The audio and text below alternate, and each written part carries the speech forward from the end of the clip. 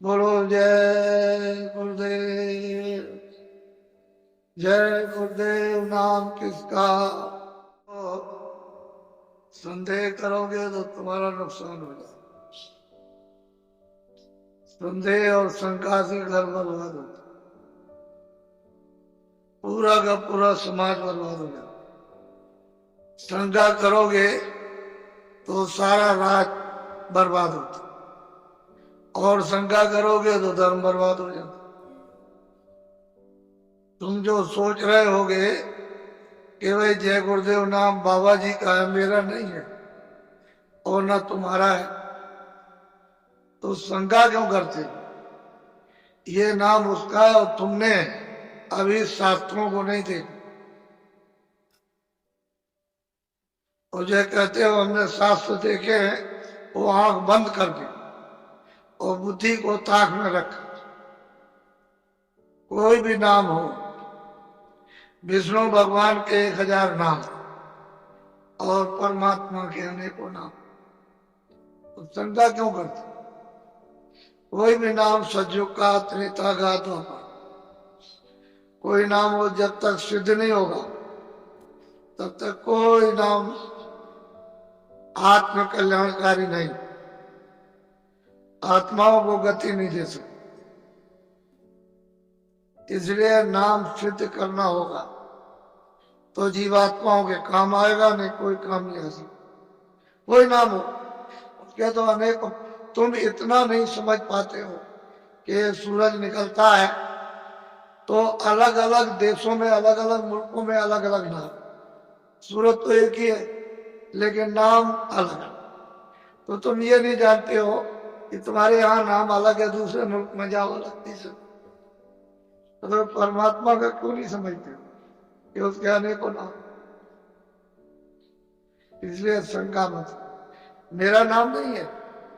आप सोचते होगे कि भाई बाबा जी आए तो इनका नाम, मेरा नाम तो तुलसीदास और आपका भी नाम नहीं है, तो जय जय गुरुदेव नाम उस प्रभु का है।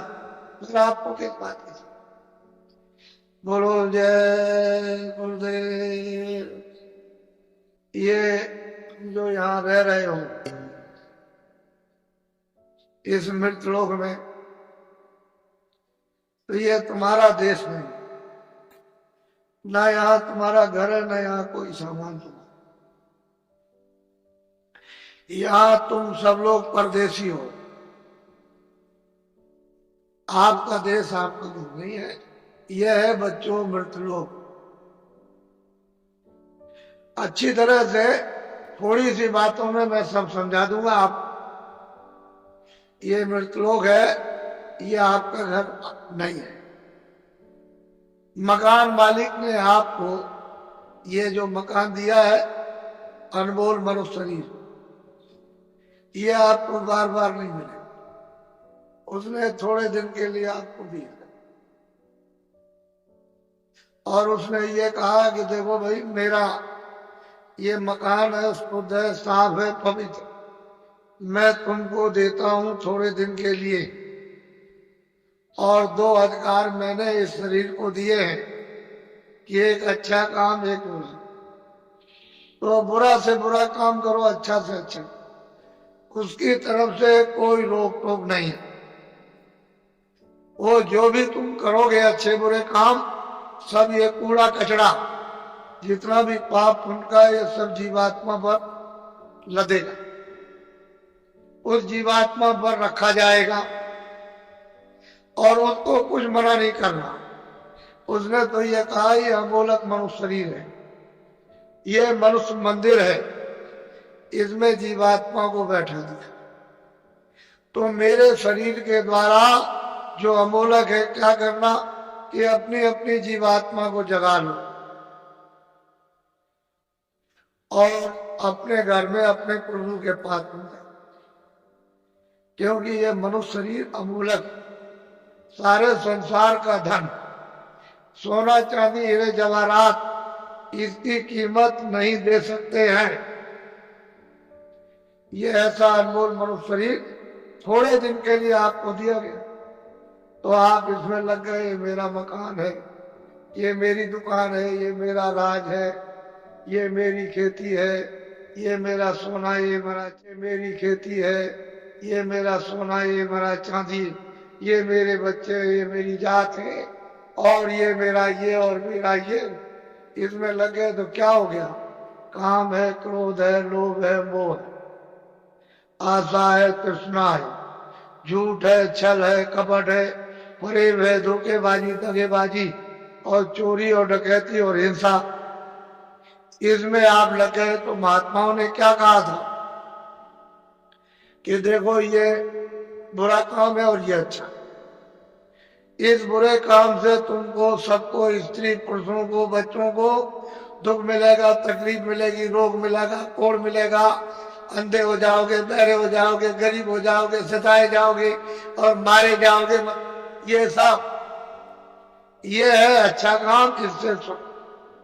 यही दो बातें महात्मा गांव गांव में घूम करके आपको समझाते थे, और आप लोग उस बात का ध्यान रखते थे कि भाई बुरे काम से तकलीफ होगी, अच्छा काम करेंगे तो सुख है।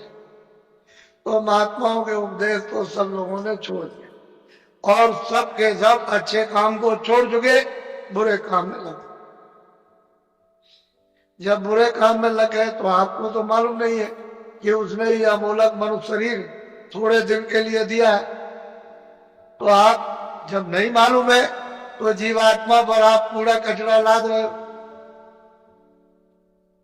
इस बार तो जब घड़ा भर जाएगा तो ये तो बाहर से बहेगा, फूटेगा और टूटेगा और आग निकलेगी, जहर निकलेगा, तो तुमको तो कुछ मालूम नहीं। जब उसका तुम तो समझते हो कि ये मेरा, तब तक समय इसका पूरा हो गया। अनमोल मनुष्य मंदिर का इसका समय पूरा हो गया। उसने अपने सिपाही बुलाए, किसने? मकान मालिक। ये देखो ये है, ये लल्लू सिंह है, ये रामनाथ, ये श्यामवती है और ये लीलावती, और ये मतलब जहांगीर है।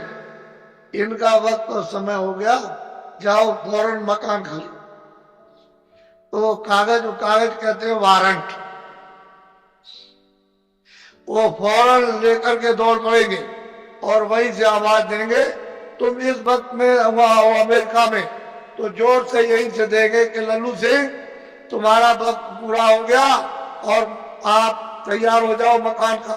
तो यहाँ के फौरन, यानी क्षण भी नहीं लगेंगे, वहां आवाज पहुंचे और जोर से धक्का मारेगी तो लल्लू सिंह उलट जाएंगे, वही गिर जाएंगे, आंखें अंधी हो जाएगी, कान बहरे हो जाएंगे, बुद्धि पागल हो जाएगी, जबान बंद हो जाएगी, बस उसी जगह फौरन। और वो सिपाही यहाँ पे एक क्षण भी नहीं लगेगा, अमेरिका पहुंच जाएंगे और कहेंगे देखो ये मालिक का हुक्म हो गया मकान। तो मन को, बुद्धि को, चित्त को, प्राणों को और जीवात्मा को, रूह को इस अमोलक मनुष्य मंदिर से, जिस्मानी मस्जिद से निकाल बाहर। अब ये आपका शरीर, ये मिट्टी है, ये मकान और ये जमीन और ये राज, ये पाठ, घर का सामान, दुकान का सामान, दफ्तर का सामान, ये हिंदी, अंग्रेजी, उर्दू, ये आपकी ये सब सामान ये। अब ये बताओ, ये इनमें से कोई सामान तुम्हारे साथ जाएगा? भूल जाएगा। तो तू कैसे कहता कि मेरा? ये कैसे कहते हो मेरा? ये राज मेरा है, ये दुकान मेरी है, दफ्तर मेरा है, ये खेती मेरी है, ये मेरा है, ये कैसे? ये तो तेरा ये भी नहीं, तो किराए का मकान है। ये नहीं समझा, खाली हो गया।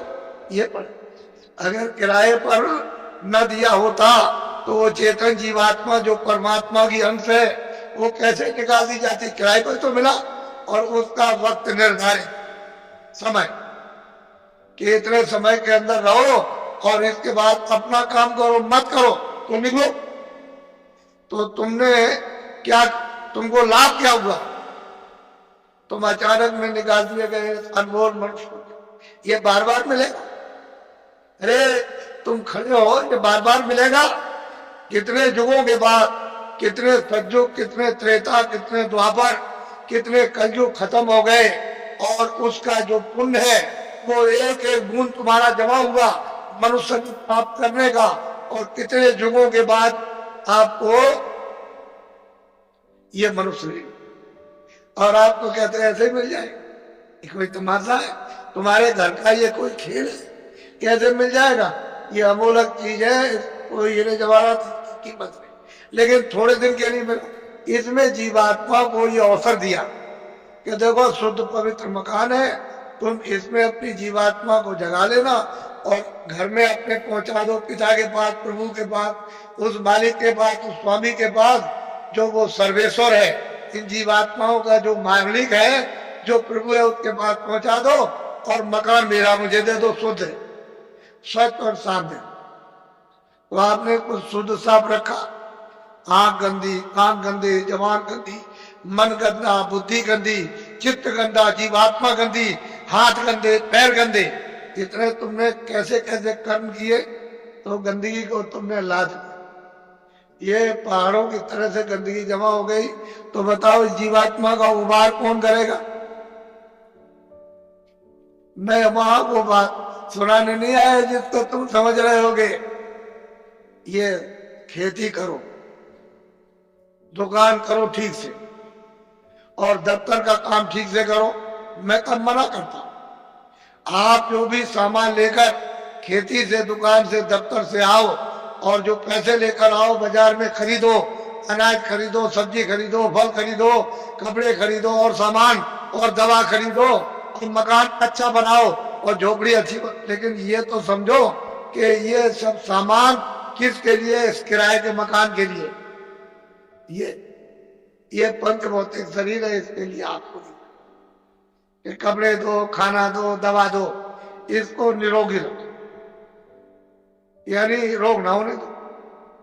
ये आपको बताया, ये आपको बता रहा हूं कि ये सामान सब इसका है, तो आप लाख जोड़ो, करोड़ जोड़ो, अरब खरब रखो, लेकिन ये तो समझो कम से कम कि ये इसका है, इसमें जीवात्मा का रत्ती भर भी नहीं। ये समझो। तो जब ये खाली हो जाएगा तो ये पड़ा और ये न ये इसके काम और न ये, और फैसला है तुमको जो होना है वही तुमको बता देता हूं। तुमने घर में जरा भी ध्यान नहीं दिया। तुम हिंदू हो, मुसलमान हो, सिख ईसाई हो, कि तुम्हारे घर में बच्चा बच्ची पैदा होता है मखमल पहन के आता, रेशम पहन के आता है, क्या कोई सोना चांदी लेकर आता है? ये जमीन और मकान नंगा हाथ पर रोता हुआ। तो तुमको सबको ये देखना चाहिए भाई कुछ लेकर नहीं आया, ये तो खा लिया। रो रहा है तो अपनी पीड़ा में, अपने दर्द में रो रहा, उसको दर्द और पीड़ा हो रही, सहन नहीं हो रही है, और माँ कहती है अरे बच्चा चुप हो जा, कुछ काटती है, लेकिन उसको न देख सकता, न सुन सकता, न बोल सकता है, तो कुछ भी नहीं कर सकता, रोता ही रोता है खाली। तो दर्द में रोता है, पीड़ा। तुम जब इधर आए, जरा बड़ो हो गए, तो तुमको बताया ये सब, और तुम्हारे जाने का जब समय हो गया तो तुम्हारी बुद्धि यहाँ रखवा ली, और देखना यहाँ रखवाया, और सुनना यहाँ रखवाया, बोलना यहाँ रखवा लिया, सब रखवा लिया उसने जितना भी था। और तुमको मतलब यह है कि निकाल बाहर किया, फिर तुमने उस पर कपड़े डाल दिए। क्यों? कि भाई अब देखा नहीं जाता, अब देखा नहीं जाता, आपको डर घृणा हो गई तो कपड़ा डाल देते हो। तो इतना नहीं तुम देखते हो, जब ले जाते हो कपड़ा ढक करके तो वहां गड्ढा खोद के गाड़ देते हो लकड़ियों पर रख करके, और इसको रखते हो और जलाते हो। तो तुमने आग लगाते देखा नहीं, फूक दे, यानी कपड़ा जल गया, नंगा हो।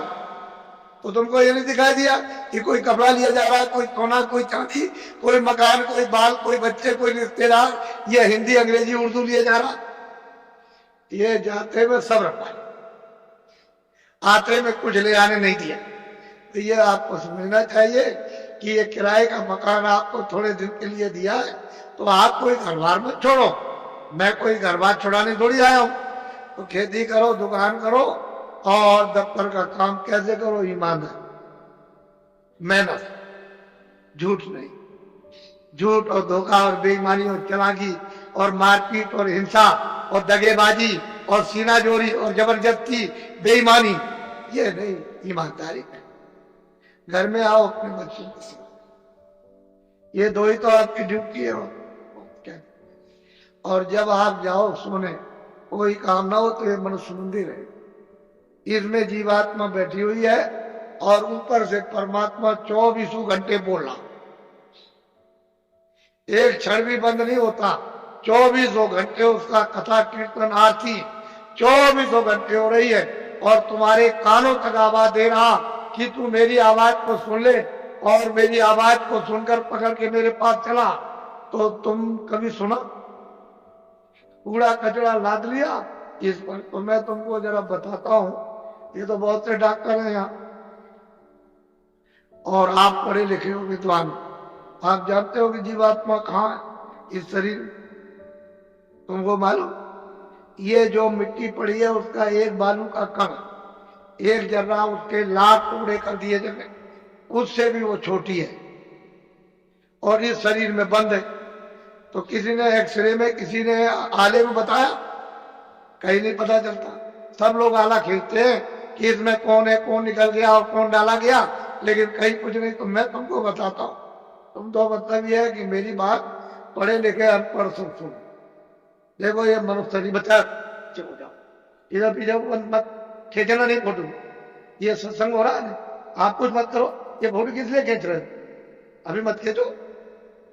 देखो मेरी तरफ, ये अनमोल मनुष्य शरीर है, ये मनुष्य मंदिर है, इसमें 24 घंटे देववाणी, आकाशवाणी, आसमानी आवाज, कलमों और आयतें होती। मैं तुमको इधर बताता हूं, देखो इधर, ये जीवात्मा न इधर है न इस तरफ, न ये इधर बैठी हुई न इधर, और न इस तरफ है, यानी इधर नीचे कहीं नहीं। अब मेरी तरफ देखो, ये दोनों आंखें बीचों बीच में, ये जीवात्मा दोनों आंखों के मध्य में, दरमियान में ये बैठी हुई। यहां उस जीवात्मा में एक आंख है, वो तीसरी आंख, तीसरा नेत्र, और शरीर में 2 आंखें। कितनी आंख हुई? बोलो, जोर से बोला करो ताकि समझ में आ जाए। 3 आंखें हो गई। देखो इधर, ये जीवात्मा दोनों आंखों के बीचों बीच बैठी हुई है। उस जीवात्मा में एक कान है और शरीर में 2 कान। कितने कान हुए? 3 कान। अब तुम समझ लोगे तो जल्दी आ जाए। ये जीवात्मा बैठी हुई है दोनों आंखों के बीचों बीच। उस जीवात्मा में एक नाक है और शरीर में 2 नाक। कितनी नाक? तीनों। तुमको कभी किसी ने बताया कि 3 आंख है, 3 कान है, 3 नाक? कोई बताने वाला तुमको मिला? पहले सोचो इस बात के लिए। तो इधर देखो, ये 2 आंख, 2 कान, 2 नाक, ये तो शरीर में। ये बाहर का काम करते हैं, सुनने का और देखने का और सुनने का। अब जो अंदर में जीवात्मा जो बैठी है, उसमें एक कान है, एक आंख है और एक नाक है। तो इस आकाश के ऊपर सुनने का काम करेगी, देख और सुनने का। तो तुमने कभी शास्त्रों में कि स्वर्ग की और बैकुंठ की बहिष्ठी कितनी सुगंधी है, तुमने कभी सुना? तो ये नाक सुनेगी, वहां कितनी सुंदरता है, यानी कितनी वहां खूबसूरती है, तो ये आंख देखेगी बाहर की। तुमने कभी किसी से पूछा? और तुमने कभी रामायण है, गीता है, कभी शास्त्रों को तुमने ध्यान से पढ़ा? उन महात्माओं ने तो देखा था, उन्होंने तो तीसरी आंख, तीसरा कान उन्होंने खोला था। इन आत्माओं की जमीन जो ये दोनों आंखों के बीचों बीच बैठी हुई है, तो इधर देखो ये डंडा, ये पूरा डंडा, पूरा का पूरा। इधर देखो, जब 2 आंखें ये खुलती है तो आप देखते हो कि आसमान ऊपर है, जमीन नीचे। तो शरीर की जमीन तो ये नीचे है और शरीर का आसमान ऊपर। लेकिन ये जो तीसरी ये आंख है, जो जीवात्मा बैठी हुई यहाँ, वो तीसरी आंख, तीसरा कान, तीसरा नाक इस आकाश के ऊपर है। तो आत्माओं की जमीन ऊपर है, जीवात्माओं की जमीन ऊपर है। वो चेतन है, वो जड़ नहीं है। ये खेती नहीं है, दुकान नहीं है, दफ्तर नहीं है, ये कपड़े नहीं है, कोई सामान नहीं, कोई टट्टी नहीं, कोई पेशाब नहीं, कोई लड़का नहीं, कोई गाली नहीं, कोई गलौज नहीं, कोई धोखा नहीं, कोई बेईमानी नहीं, कोई मस्जिद नहीं, कोई मंदिर नहीं। ये जीवात्माओं की चेतन जमीन ऊपर।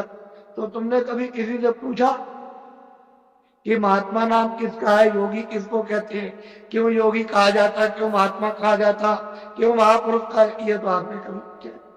भाई इसमें लगे हुए झूठ चाल कपट, धोखे बेईमानी। तो इसमें आपको क्या मिला? क्या मिल गया? ये यहाँ क्या मिला? वो तो जो यहाँ कुछ है वो तो क्षणिक।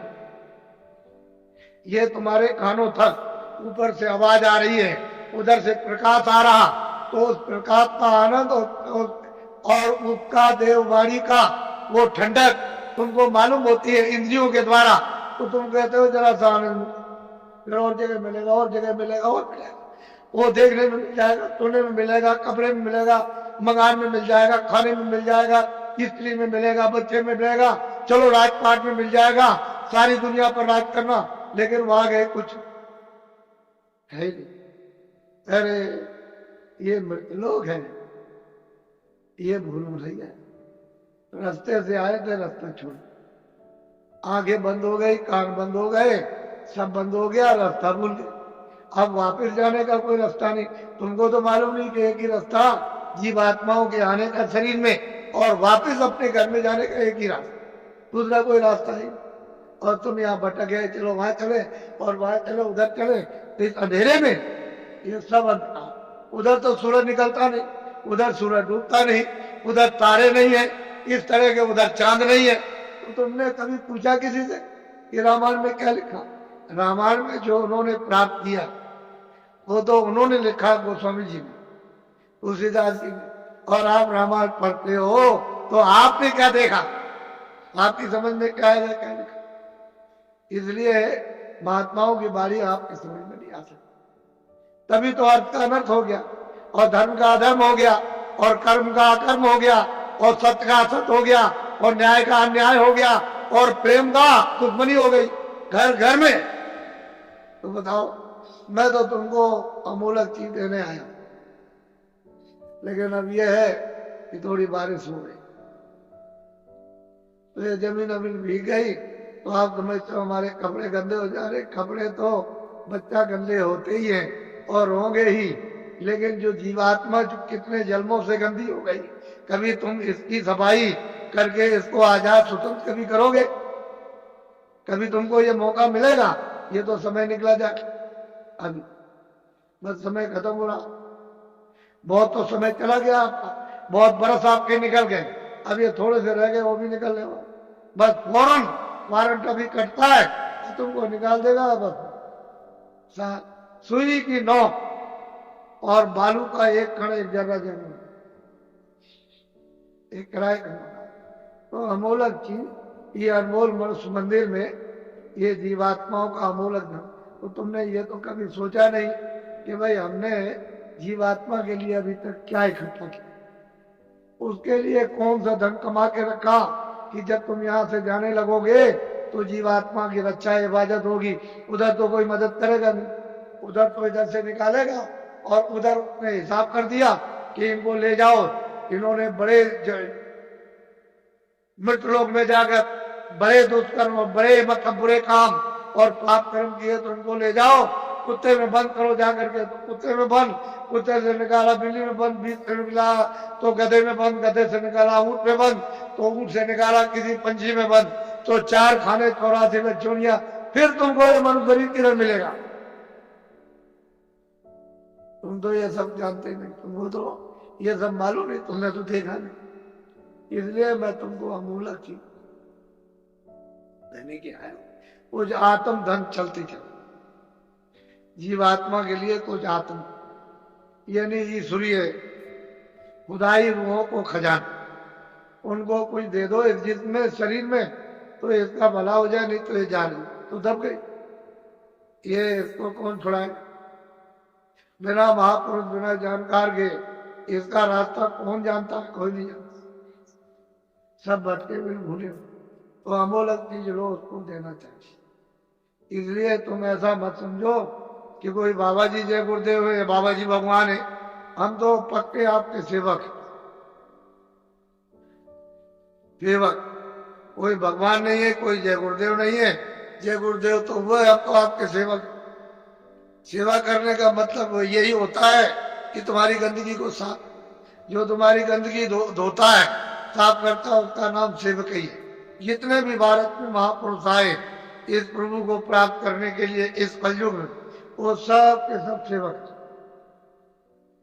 वो कभी महात्मा नहीं बने, न कभी महात्मा बनेंगे, न बने, न उन्होंने कभी इच्छा और न उन्होंने कभी स्वप्ने मतलब ये कभी सोचा। वो तो स्वयं, तो तुम लोग उनको पहचान भी नहीं पाते।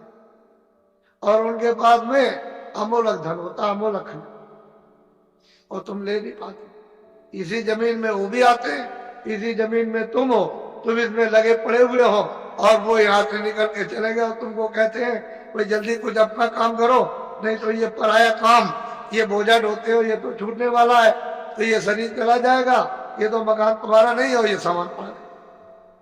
तो अमोलक चीज, अमोलक धन है, तुम्हारे सिवा खजाना रखे अथा। लेकिन अब क्या करे बेचारी जीवात्मा, ये इसमें बंद है, इस कोठरी में बंद हो गई, अब इसको कुछ नहीं सुनाई दिखाई कुछ नहीं। तो कोई बात मिले तभी तो उनकी कृपा दया दृष्टि हो, और वो कुछ मतलब ये शुद्धि सफाई करें तो कुछ रास्ता दे दे तो अच्छा नहीं। तो अमोलक इसलिए जल्दी में अच्छा नहीं, हम ज्यादा और कुछ नहीं बोलेंगे, लेकिन इतना जरूर कहेंगे कि बड़ा भारी परिवर्तन हो तुम्हारे घर में, तुम्हारे व्यापार में, तुम्हारे धर्म में, तुम्हारी जाति में, तुम्हारे मतलब खेती में, तुम्हारे मतलब दफ्तर दुकान में, और तुम्हारे राज में इतना भारी परिवर्तन होगा जो तुमको ख्वाब और सुनने में भी पता नहीं है। ऐसा मालूम होता है कि बड़े भारी कष्ट होने वाले, तकलीफ तुमको तो अभी पता नहीं है, अभी तक इतनी तकलीफ 47 सालों में नहीं आई, इतना दुख नहीं आया, इतनी परेशानी नहीं आई, इतना कोलाहल नहीं हुआ, इतना त्रायमाम में नहीं बचा, वो आगे आने वाला। तो तुमने कोई बचाव के लिए सोचा, कोई बचाव की कोई औषधि, कोई चीज आपने ली है कि जिससे कि तकलीफों से बचाओ, तो उसके लिए तो कुछ नहीं।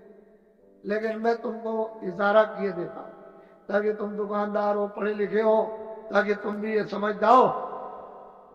देखो मेरी विनती प्रार्थना कि आप कोई भी आंदोलन हड़ताल तोड़ दो, दुकान को बंद करना, दुकान को जलाना, कारखाने को बंद करना, कारखाने को जलाना, दफ्तर को बंद करना, दफ्तर को जलाना, फिर बस को तोड़ना, रेल को तोड़ना, सड़क तोड़ना, ये सब अमानवीय काम आप लोग अपने अपने सब लोग बंद करो।